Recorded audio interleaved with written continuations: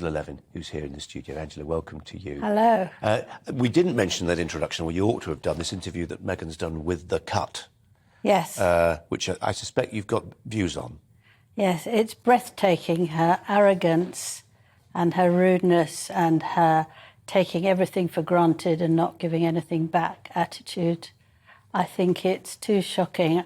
I thought what she looked like was not at all attractive. It was all angry and powerful and don't do anything to me, otherwise you will suffer sort of look.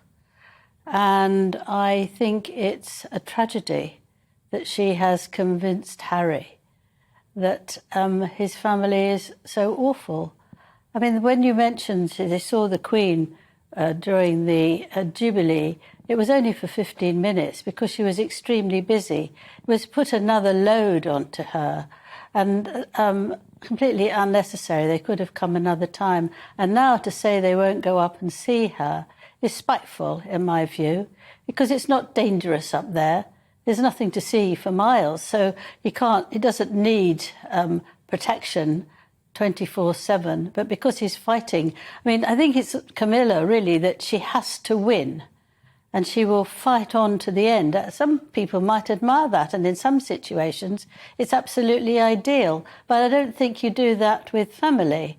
And I think that the whole thing of sort of, are you coming, aren't you coming, make up your mind, and then to decide not to. When she's 96, we hear that she's got problems and she's got to rest more. We don't know how long she's got. Well, on this, Angela, we're going to tread very sensitively on this, obviously, but I just wonder whether, to what extent you feel that actually a visit would be practical, given the Queen's current condition. And I'll draw our viewers and listeners' attention to your tweet yesterday, because it really caught my ear.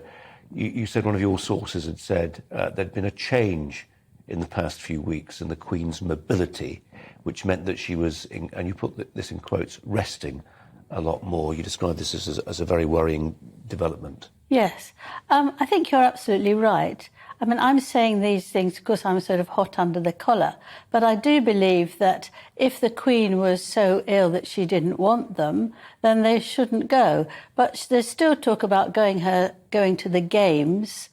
She's not pulled out of that yet, and she's still having quite a few visitors like William and Catherine and the children.